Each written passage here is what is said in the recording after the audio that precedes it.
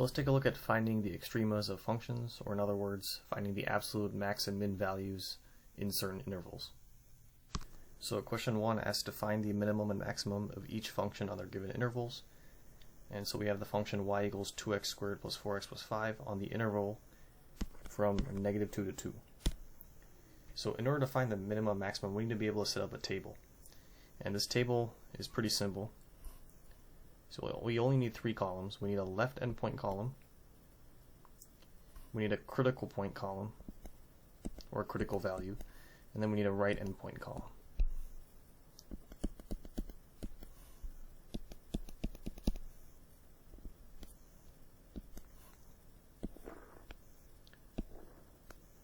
And that's going to help us identify our maxes and mins. So obviously our left endpoint is at -2 because we're going from -2 to 2.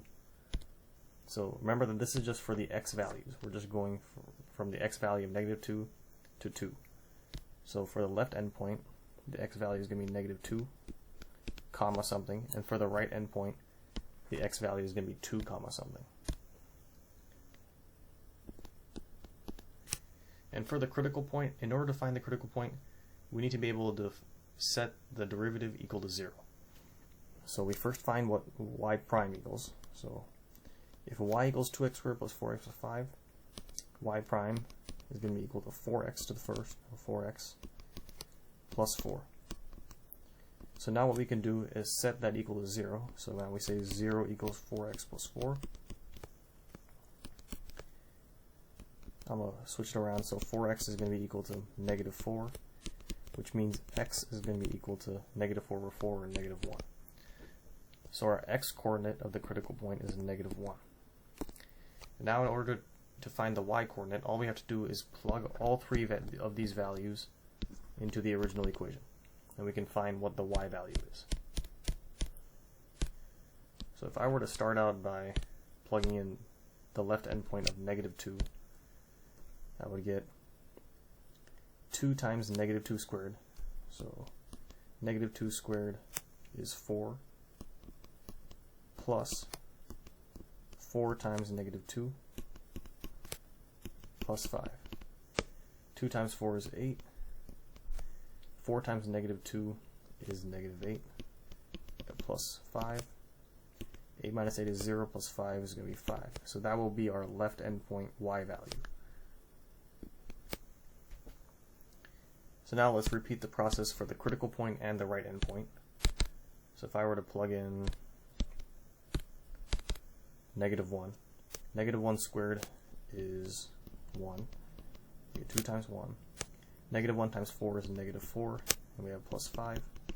2 times 1 is 2, minus 4 plus 5. So then we get -2 plus 5. That will equal 3. So the y value for the critical point, or the y coordinate, will be 3. And then finally, for the right endpoint, we plug in 2, we get 2 times 2 squared, which is 4, plus 4 times 2, which is 8, plus 5. So we get 8 plus 8 plus 5. 8 plus 8 is 16, and 16 plus 5 is equal to 21. So we get 221 as our right endpoint coordinate. So now we can just look at which one, or which of the points has the greatest y value, and that will be our max. So the right endpoint has a y value of 21. So we will have our absolute max at the point 221. And our minimum value, or absolute min, is going to be the one with the least, or the lowest y value, which is 3. So our minimum is at our critical point, or critical value, of -1, 3. So for number 2, we have the y equals x plus sine of x on the interval from 0 to 2 pi.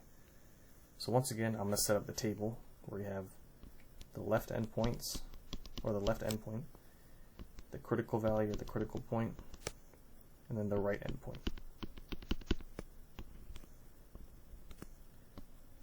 So the left endpoint is going to be at the x value of 0, comma some y value, and the right endpoint is at 2 pi, or at x equals or the x-coordinate of 2 pi.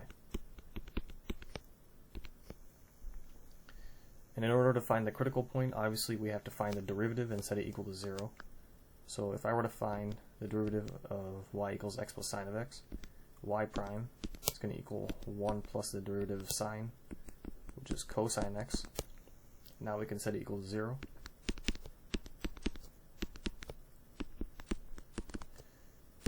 Cosine x is going to then be equal to negative 1.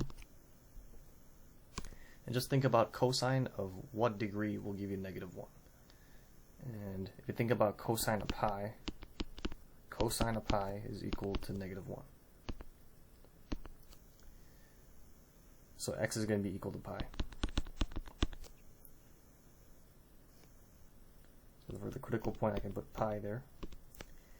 And now in order to find the y values, all we have to do is plug it into the original equation, which is y equals x plus sine of x. So let's just start out with the left endpoint. If I plug in 0, we get 0 plus sine of 0. 0 is obviously 0, and sine of 0 is also 0. And 0 plus 0 is 0. So we get the left endpoint of 0, 0. If I were to plug in pi now, get y equals pi plus sine of pi. Sine of pi is going to be equal to, or sine of 180 degrees is still going to be 0. So then y would be equal to pi.